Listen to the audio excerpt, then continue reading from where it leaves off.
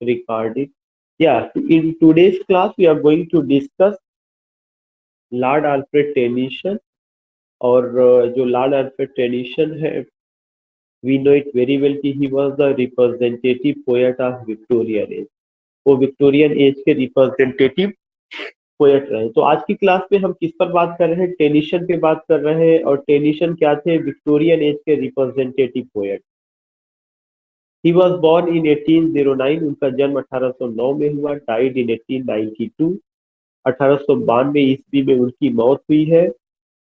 1850 ईस्वी में उनको लाउरियटशिप मिला था। तो ये 3 डेट है जो हर आदमी को याद रखना चाहिए जब भी हम टेनिसन को लेकर के बात करेंगे। तो ये 3 डेट है। उन 3 डेट में मैंने कौन कौन सी बात बताई है? एक तो सबसे पहला डेट है कि ही वॉज बॉर्न इन 1809। 1809 ईस्वी में उनका जन्म हुआ है। 1892 ईस्वी में उनकी मौत हुई है। और साथ ही साथ उनको जो लाउरियटशिप मिला है वो कब मिला हुआ? 1850 ईस्वी में, वर्ड्सवर्थ की मौत के बाद।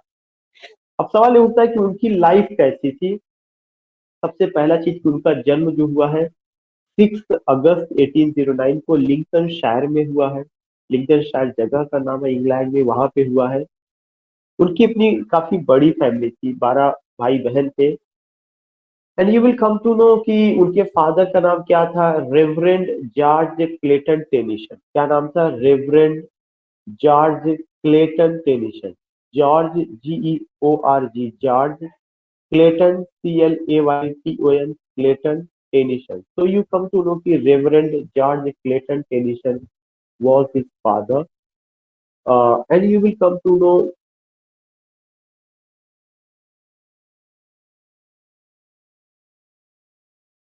इसके अलावा उनके जो फादर थे वो एक स्कॉलरली क्लर्जी मैन थे। और उनकी माँ जो है जेंटिल और लवेबल वाइफ थी। उनकी माँ का नाम था Elizabeth Fytch, FYTCH, Elizabeth Fytch. तो in this way you will come to know we are talking about Tennyson. हम लोग टेनिसन के बारे में बात कर रहे हैं। Lord Alfred Tennyson, a poet of Victorian as. उनको एक क्रेडिट दिया जाता है कि he was the representative poet of Victorian age. वो विक्टोरियन एज के रिप्रेजेंटेटिव पोएट थे।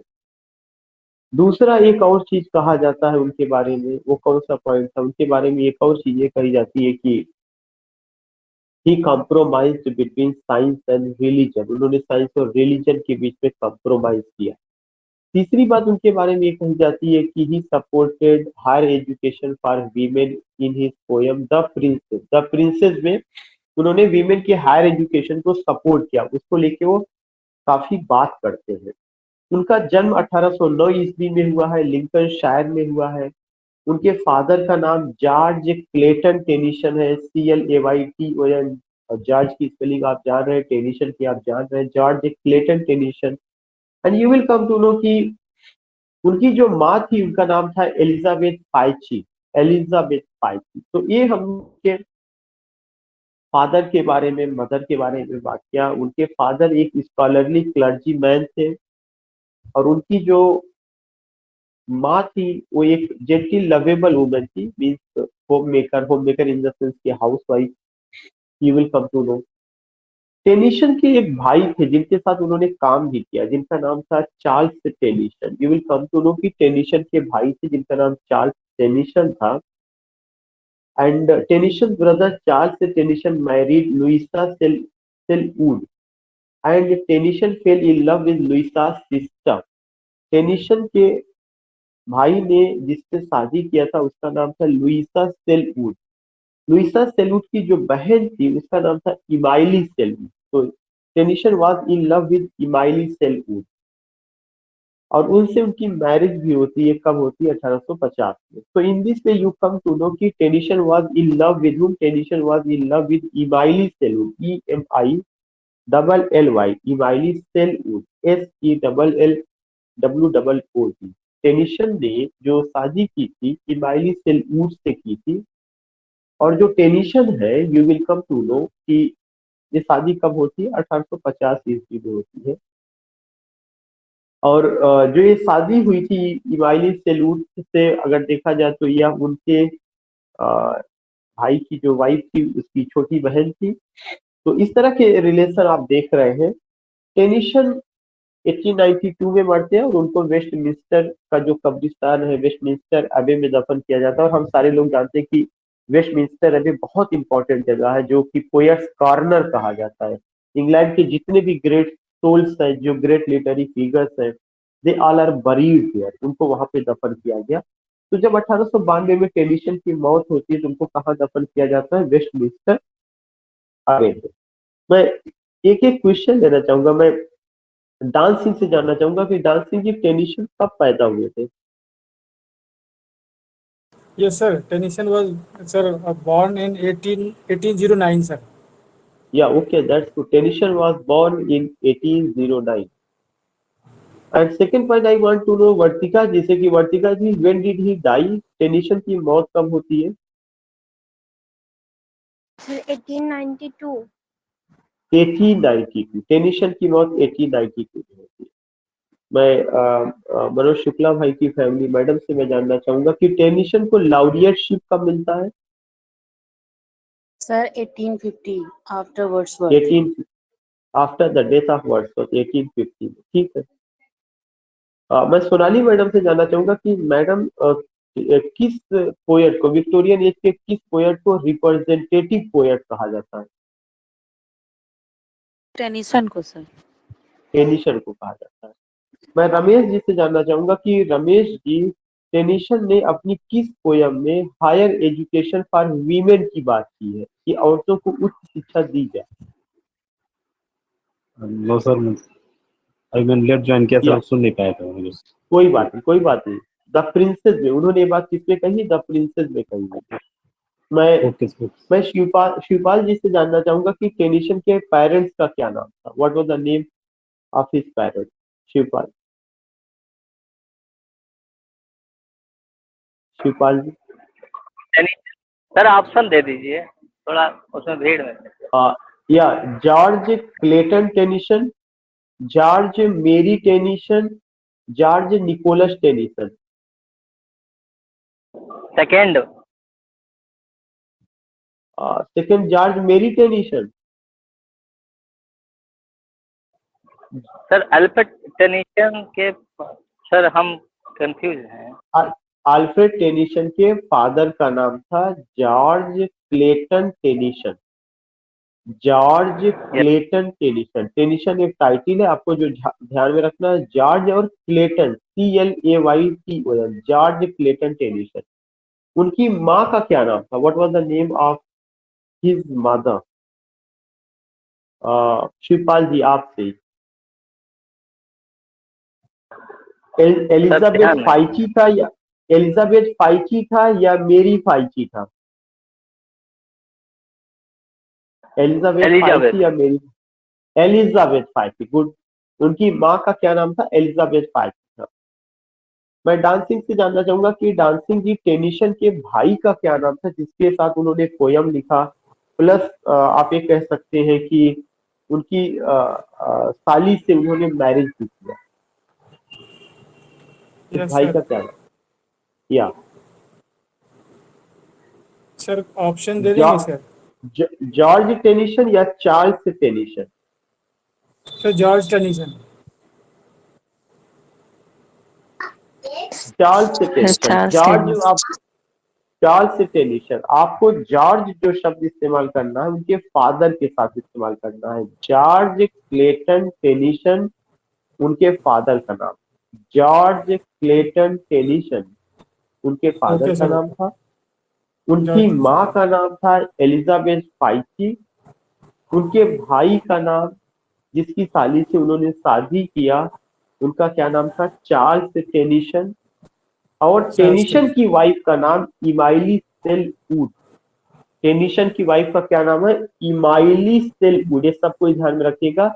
अगर आपको इमाइली उनका वर्क याद रहेगा, किसका वर्क याद रहेगा? रूसो का। You will Yes, sir. Never forget. Emily Rousseau का वर्क भी है, और इमाइली वहां पे EMILY था, यहाँ पे EMILLY है। या जो टेनिसन की वाइफ का भी नाम था। दूसरा चीज मैं जानना चाहूंगा वर्तिका जिसे कि टेनिसन की मौत 1892 में होती है, उनको कहाँ दफन किया गया था? वर्तिका। वेस्टमिंस्टर अबे, पोएट्स कॉर्नर भी वे बोलते हैं इसको। या पोएट्स कॉर्नर भी इसको कहते हैं, और वेस्टमिंस्टर अबे में उनको दफन किया गया था। तो इन दिस वे हम लोगों ने इतना सारा बात की। अब सवाल ये उठता है कि टेनिसन का क्या क्या चीज है जो हमें याद रखना चाहिए, या किसी भी आदमी को याद रखना चाहिए। एक तो आपको ये ध्यान में रखना है कि Tennyson as a poet famous है, ना कि एज अ ड्रामेटिस्ट, ना कि as a prose writer. As a poet, representative poet थे। उनकी पोयम में रिलीजन भी है और साइंस भी है। उनकी पोयम में डाउट भी आपको नजर आएगा, और साथ ही साथ जो है उस डाउट को से बाहर निकलने का रास्ता भी पता है। You find what, you find break break break In Memoriam, you find crossing the bar, you find Ulysses, you find the princess, you find the lady of Shalott, you find the lotus eaters, you find Mariana। तमाम चीजें ऐसी हैं जो मैं केवल नाम अकेले लिख रहा हूँ या बता रहा हूँ आपको। कुछ ये तो सब सिंगल पोयम्स है जिनको मैं नाम ले रहा हूँ, लेकिन हर आदमी को, खास करके crossing the bar, Ulysses, mart D Arthur भी उनका एक पोयम रहा है जिसमें पासिंग ऑफ द आर्थर को इंक्लूड किया गया था, पासिंग ऑफ द आर्थर को। तो कोई भी आदमी जो टेनिसन को पढ़ेगा उसे क्रॉसिंग द बार पढ़ना है, उसे यूलिसिस पढ़ना है, उसे ब्रेक ब्रेक ब्रेक पढ़ना है, उसे पासिंग द आर्थर पढ़ना है, उसको थोड़ा सा द प्रिंसेस के बारे में जानकारी होना चाहिए, इन मेमोरियम के बारे में जानकारी होना चाहिए। एक उनका पोयम था जो ड्रामेटिक मोनोलॉग है, टिथोनस, उसके बारे में जानकारी होना चाहिए। एक है लॉक्सली हॉल, ये भी ड्रामेटिक मोनोलॉग है। द लोटस ईटर्स के बारे में जानकारी होना चाहिए। द लेडी ऑफ शार्लोट के बारे में जानकारी होनी चाहिए। मैं अभी केवल नाम ले रहा हूँ, अगर ये कभी भी पूछा जाएगा ये चीज किसने लिखा, तो आपको पता होना चाहिए ये चीज किसने लिखा। उसके अलावा हमें और जिन चीजों के बारे में जानकारी होनी चाहिए, इनॉक आर्डेन, उनका एक पोयम था Enoch Arden, ENOCH, Enoch Arden ARDEN, हमें उस पोयम के बारे में थोड़ा सा जानकारी होना चाहिए। कुछ ना कुछ मतलब नाम तो पता हो। द इडल्स ऑफ द किंग, उनका पोएटिक कलेक्शन जो मैंने बताया भी था कि ब्लैंक वर्ड्स में लिखी गई, और इडल का क्या मतलब होता है उसके बारे में लेकर के जानकारी होना चाहिए। टाइरिसियस उनका एक ड्रामेटिक मोनोलॉग है। द डिजर्टेड हाउस है। Odd on the Duke, odd on the death of Duke Wellington, Tennyson also called Duke Wellington the last great English man, उन्होंने कहा है। तो ओड भी उनका। एक क्वेश्चन जो पूछा गया, द डिफेंस ऑफ लखनऊ, ये पोयम का नाम है, और the defence of Lucknow Tennyson ने लिखा हुआ है। पीजीटी में पूछा जा चुका था, उस समय ज्यादातर लोगों ने गलत किया था। क्यों? कारण है कि जब द डिफेंस ऑफ लखनऊ का नाम आता था ऐसा लगता है किसी इंडियन पोएट ने लिखा होगा, इसलिए लोगों ने गलत कर दिया। द डिफेंस ऑफ लखनऊ आपको माइंड मेकअप कर लेना, या किसकी पोयम है, टेनिसन की पोयम। जितनी पोयम का नाम मैंने बताया उन सबका आंसर टेनिसन होगा, लेकिन फिर भी मैं एक एक क्वेश्चन लेना चाहूंगा ताकि आपको रट जाए, आपको ये चीज बिल्कुल क्लियर हो जाए कि ये पोयम किसने लिखा है और मेरे पूछने का पर्पस क्या है। मैं जो है मनोज शुक्ला भाई की फैमिली से मैं जानना चाहूंगा, एक पोयम है टिम्बक्टू, टिम्बक्टू किसने लिखा?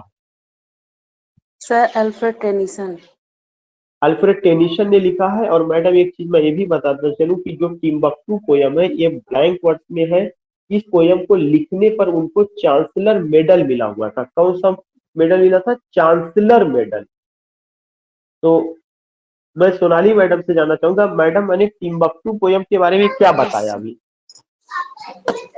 सर इसके लिए उनको चांसलर मेडल मिला था टिम्बक्टू पोयम के इसके लिए। लिए उनको चांसलर मेडल मिला था, और साथ ही साथ किसमें लिखा गया है? ब्लैंक वर्ड्स में लिखा ब्लैंक वर्स। गया है। या यस सर। नाउ मैं रमेश जी से जानना चाहूंगा कि Ramesh ji the lady of Shalott किसने लिखा? Ramesh ji the lady of Shalott. Alfred Tennyson. Okay, Lord Alfred Tennyson ने, अल्फ्रेड लॉर्ड टेनिसन ने लिखा है द लेडी ऑफ शार्लोट। ये सब नाम आपको क्लियर करना है कि हाँ ये उनका वर्क है, कोई आदमी भूलिएगा नहीं, म्यूट कर लीजिएगा। शिवपाल जी मैं आपसे ये जानना चाहूंगा कि एक बहुत फेमस पोयम है क्रॉसिंग द बार, जो लिरिक है और किसका लिखा? टेनिसन का, जो उन्होंने 81 साल की उम्र में लिखा था। उस पोयम को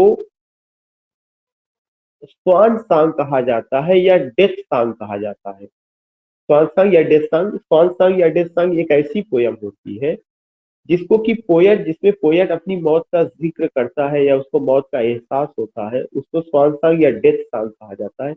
यहाँ पे जो टाइटल है क्रॉसिंग द बार, उससे क्या मतलब? What do you mean by the title crossing the bar? Crossing the बार से क्या मतलब? सर कंफर्म नहीं सर, ऑप्शन दे सकते हैं सर। मतलब सी के नहीं, लिए ऑप्शन जैसे जो नहीं। Life see, he is about to die, he has completed his life. Yes, crossing the bar का मतलब है कि now he is about to complete his earthly life and ready to go in heaven to meet God or to start another life. That is what? That is the heavenly life. तो जो crossing the बार, जो बार cross मतलब पार करना, बार जो है वह एक तरह का सिंबल है और वह किसको इंडिकेट करता? अर्थली लाइफ को इंडिकेट करता है कि पोएट ने अर्थली लाइफ जी ली है और वह अब इसे छोड़ करके जाने वाला है। तो ये सब कुछ सबको ध्यान में रखना है कि वहां पे ये चीज है। और वो क्या है? वो लिरिक है। उस पोयम को क्या कहा गया? स्वान सॉन्ग या डेथ सॉन्ग। किसी पोयम को स्वान सॉन्ग या डेथ सॉन्ग क्यों कहा जाता है? जब पोएट अपनी डेथ के बारे में बात करता है तब उस पोयम को क्या कहा जाता है? स्वान सॉन्ग या डेथ सॉन्ग। मतलब उसको एहसास होता है, now he is about to die, whatever the promises he has done it, now ready to complete the earthly life and will live in another world.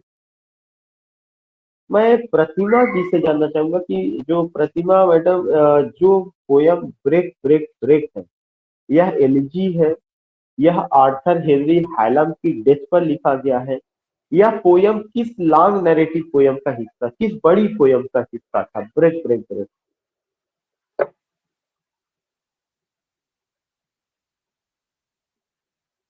Madam आवाज नहीं आ रही आपकी।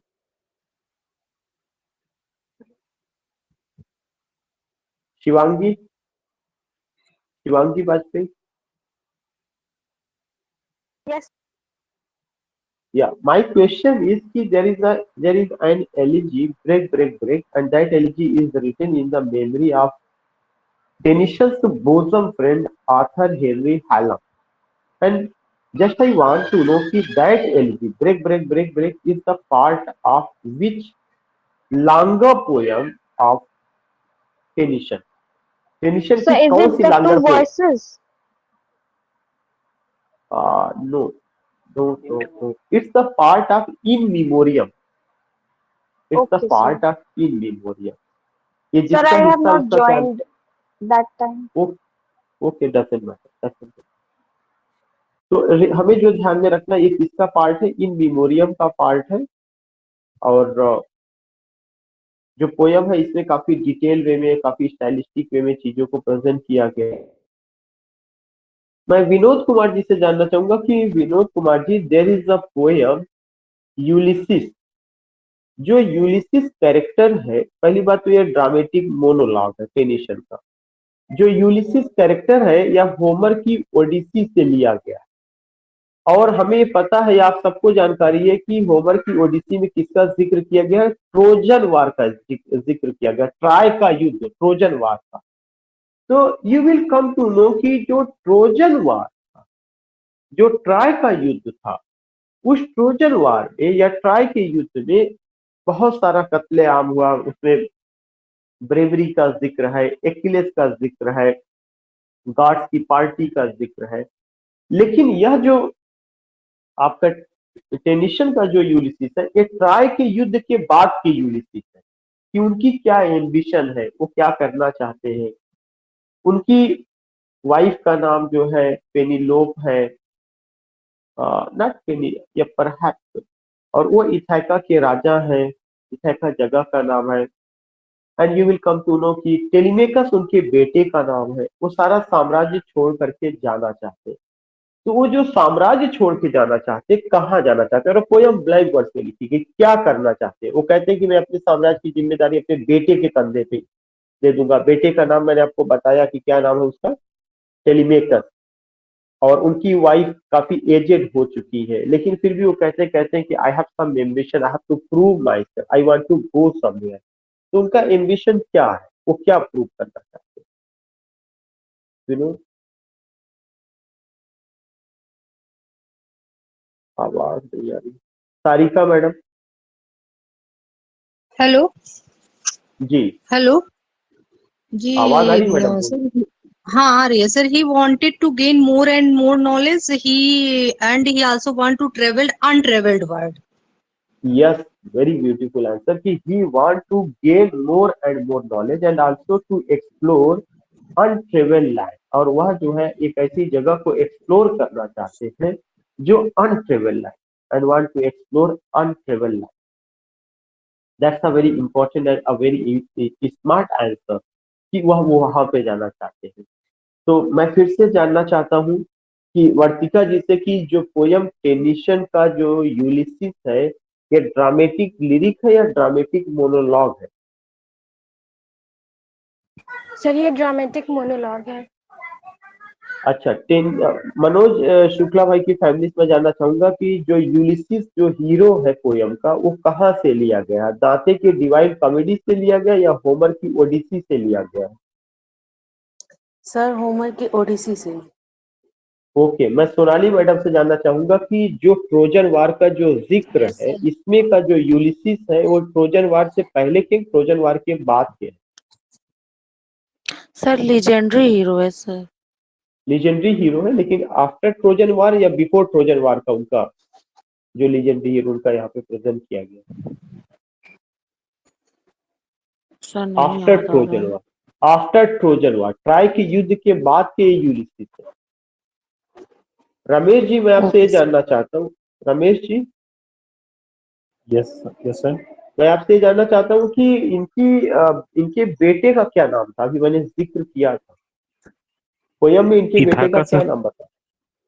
इथाका जो है राज्य का नाम है, जिस राज्य के वो राजा है उसका नाम इथाका है। शिवपाल जी,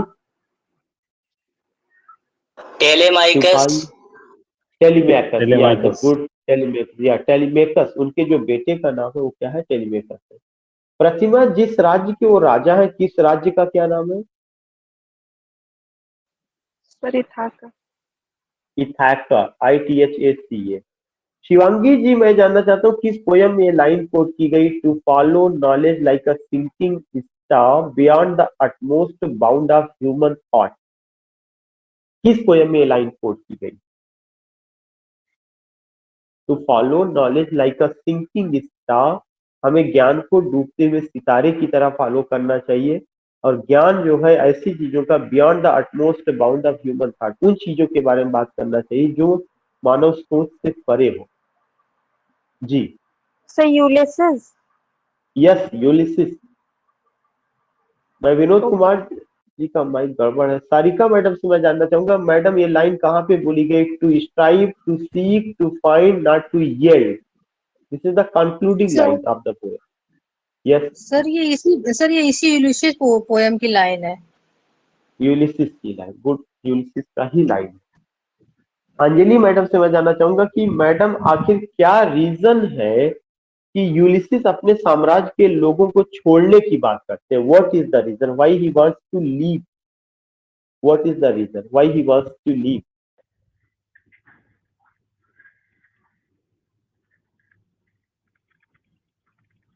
आवाज नहीं आ रही madam.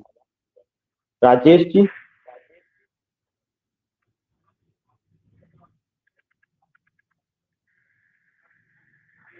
Ulysses says that I don't have any interest. I don't have any interest among my people. Means I don't have any interest the people who are living in my kingdom and my wife. Wife के बारे में उन्होंने कहा aged wife. But why he is not interested to rule over the people who are the part of his kingdom? वो ये कहते हैं कि they hold, sleep, feed and know not. वे केवल भोजन को इकट्ठा करते, होल्डिंग करते, होल्डिंग में इकट्ठा करना, दे होल्ड, फीड खाते हैं, स्लीप सो जाते हैं, एंड नो नॉट मी, और मुझे जानते नहीं। तो ऐसी जगह पे रूल करना जहाँ कोई आइडेंटिटी ही ना हो, बीइंग अ किंग, क्या फायदा, इसीलिए उन्होंने कहा नहीं, मैं साम्राज्य को जिम्मेदारी अपने बेटे टेलीमेकस के कंधे पर दे रहा हूँ, और जिस साम्राज्य को राजा है उसका क्या नाम है, इथाका। इस तरह से कह के वो जो है आगे बढ़ते हैं। मैं इसके अलावा कुछ और पोयम्स हैं जो मैं नाम जानना चाहूंगा कि राजेश जी से। द लोटस ईटर्स किसने लिखा है? The lotus eaters. Tennyson sir, Alfred Lord Tennyson. Alfred Lord Tennyson. Alfred Lord Tennyson ने लिखा है। तो मैं फिर से सबको बता दूं कि जितनी भी पोयम का नाम मैं पूछूंगा वो सारी पोयम टेनिसन ने ही लिखा है, लेकिन मैं केवल आपको रटाने के पर्पज से, आपको केवल समझाने के पर्पज से मैं आपको ये बता रहा हूँ कि एक क्यों है, क्या लिखा गया, कुछ उससे रिलेटेड पॉइंट भी बात हम लोग कर ले रहे हैं। द प्रिंसेस उनकी एक पोयम है। द प्रिंसेस में उन्होंने किसके बारे में बात किया है? Women education, higher education for women, औरतों की उच्च शिक्षा के लिए उन्होंने किसमें बात किया है? द प्रिंसेस में बात किया है। उनका एक पोयम है इन मेमोरियम, और जो इन मेमोरियम है उसको 17 साल लगा था कंप्लीट होने में, और वह 1849 में आती है। And you will come to know कि यह पोयम जो है उनके अपने beloved friend Arthur Henry Hallam की मौत से भी जुड़ा हुआ है। ये जो ब्रेन हैमरेज से मरे थे वियना में 1833 में। और जो इसका टाइटल था, ओरिजिनल टाइटल जो इन मेमोरियम का था, उसका था the way of the soul, soul का रास्ता, the way of the soul. And you will come to know कि इसमें इमोशंस है, थॉट्स है, ग्रीव्स है, खास करके अपने दोस्त की मौत पर वो बहुत व्यथित होते हैं। और ब्रेक ब्रेक ब्रेक आप पढ़ सकते हैं, यू कैन जस्ट अंडरस्टैंड कि वो कहते हैं कि break break break on the cold grey stone so sea and I would not utter the thoughts that arise in me. O well for the fisherman but that he sinks in his boat on the way, O well for the sailor lad, तमाम तरह की बातें। And the stately ship go to their haven under the hill. तो उसका जो line है, तो break break break एक एलिजी है जो इन मेमोरियम का क्या था, वह हिस्सा था। लेकिन जो इन मेमोरियम है इसको कंप्लीट करने में 17 साल लगा, और इसमें जो है साइंस और स्पिरिचुअलिटी दोनों की बातें की गई है। यह पोयम 1849 ईस्वी में आया। इस पोयम में उनके अपने दोस्त आर्थर हेनरी हैलम की मौत का जिक्र किया गया है, जो ब्रेन हैमरेज से मरते हैं वियना में 1833 ईस्वी में। पोयम का जो टाइटल था उसका नाम है the way of the soul. Poem का जो ये टाइटल था, पोयम 133 कैंटोज में डिवाइडेड। कितने कैंटोज में? 133 कैंटोज में डिवाइडेड। और प्रोलॉग और एपिलॉग को लेकर के, इसका मतलब इसमें प्रोलॉग भी और एपिलॉग भी है। और पूरी पोयम किसको डेडिकेट है? आर्थर हेनरी हैलम को डेडिकेट है।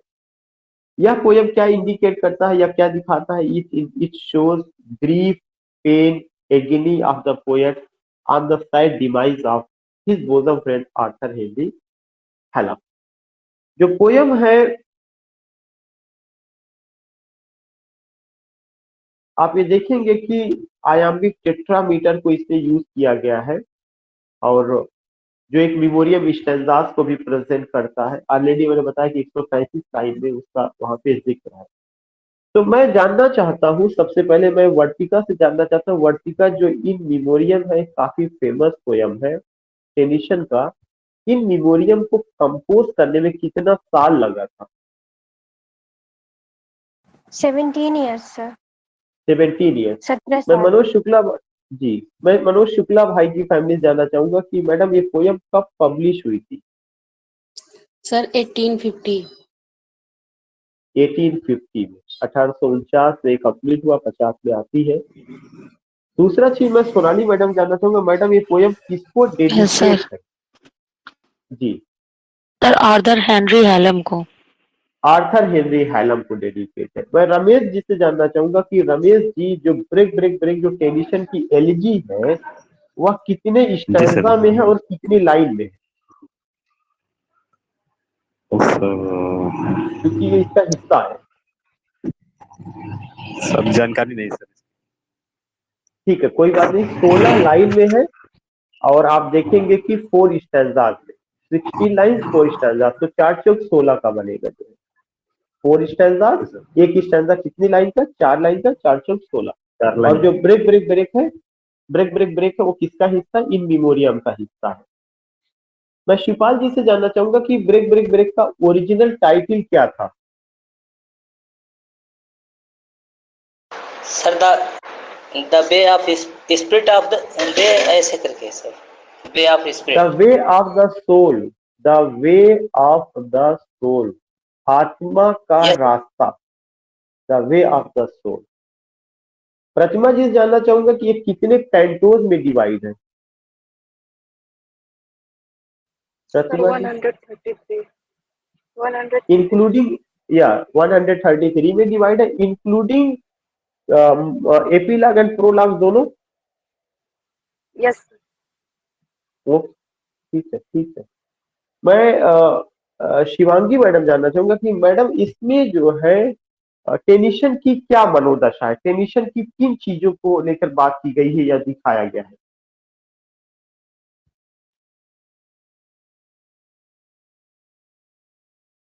जी मैडम।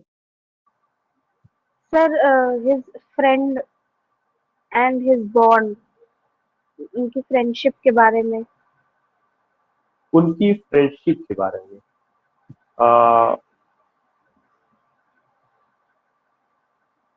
फ्रेंडशिप के अलावा मैंने कुछ और भी बताया था, मैंने कहा कि उनकी मनोदशा, हाँ, उनकी उनकी how was his tennis, condition at that time? yeah, what was his condition that time, his grief, pain, agony on the sad demise of his friend। His और वो friend। क्वेश्चन करते हैं, सोल के बारे में क्वेश्चन करते हैं, God को लेकर क्वेश्चन करते हैं, स्पिरिचुअल कॉन्सेप्ट भी उनका यहाँ पर है। Yes। यस। मैं जो है सारिका मैडम जानना चाहूंगा, उनके दोस्त आर्थर हेनरी हैलम की मौत कब हुई और कहाँ हुई थी? Sir, he was died 1833 in Vienna. क्या वियना में? किससे हुई थी, किस वजह से? Due to hemorrhage. या brain haemorrhage.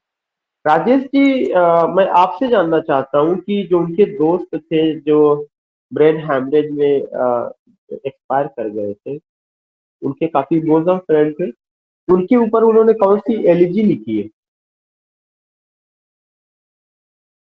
Rajesh ji, not getting my voice. Okay, वो तो ब्रेक ब्रेक ब्रेक ही है, सबको ये पता है। मैंने क्रॉसिंग द बार को भी मैंने लिया, एक और मैं कवर कराऊंगा आपको। यूलिसिस मैंने कवर करा दिया है, मैंने आपको क्रॉसिंग द बार कवर करा दिया है, मैंने आपको जो है अगर देखा जाए तो द प्रिंसेस के बारे में थोड़ी सी बात हुई है। द प्रिंसेस 1847 में आई थी, जिसमें उन्होंने, और एक ब्लैंक वर्ड्स में लिखा गया है, वीमेन्स राइट्स को लेकर वो बात करते हैं, हायर एजुकेशन को लेकर के बात करते हैं। और एक और कॉन्सेप्ट आता है न्यू वुमन का, ये चीज जरूर ध्यान में रखिएगा। अगर न्यू वुमन का कॉन्सेप्ट कौन सी पोयम में दिया गया है, तो न्यू वुमन का कॉन्सेप्ट जो है आपको ध्यान में रखना, द प्रिंसेस में दिया गया है। एंड इतना सारी चीजें प्रिंसेस को लेकर के, तो मैं प्रिंसेस के बारे में जानना चाहूंगा। वर्तिका जी, प्रिंसेस, द प्रिंसेस कब आई है? सर 1847 में। 1847 में। मैं मनोज शुक्ला भाई की फैमिली जानना चाहूंगा कि मैडम जो द प्रिंसेस है किस वर्ष में लिखी गई है? Sir, blank words. ब्लैंक वर्ष में लिखी गई है।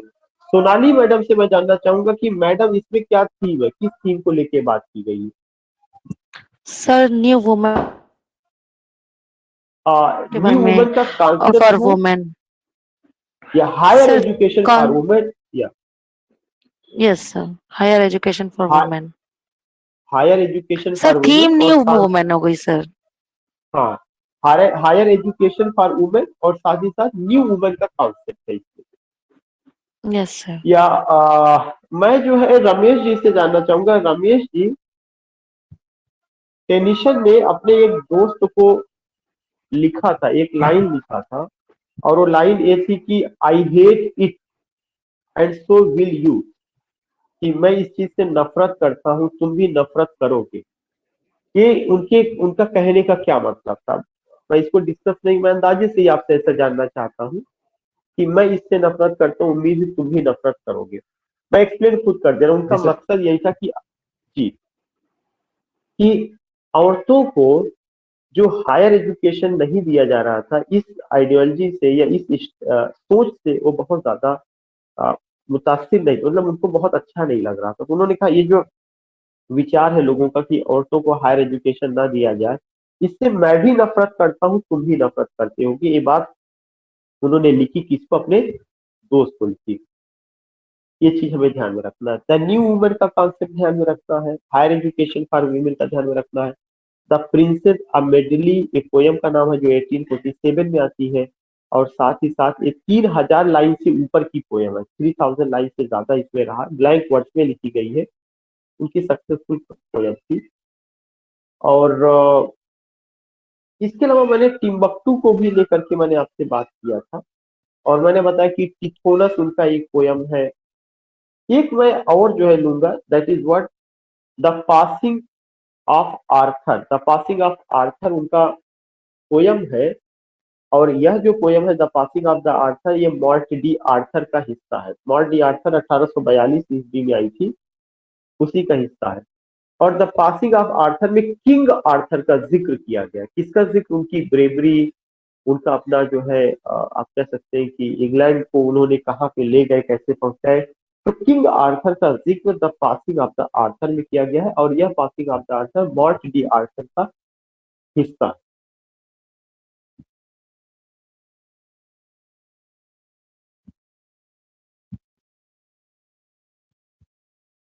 यह जो पोयम है जो हम लोग बात कर रहे हैं मॉर्ट डी आर्थर का, या पासिंग ऑफ द आर्थर का, या किंग आर्थर के लास्ट टाइम उनकी लाइफ को, बैटलफील्ड को दिखाता है, जब वो गए हुए हैं युद्ध में, और वहां पे किंग आर्थर की डेथ भी हो जाती है, जो एक लीजेंडरी जनरल थे। तो उसको लेकर के ये बात बताई गई है।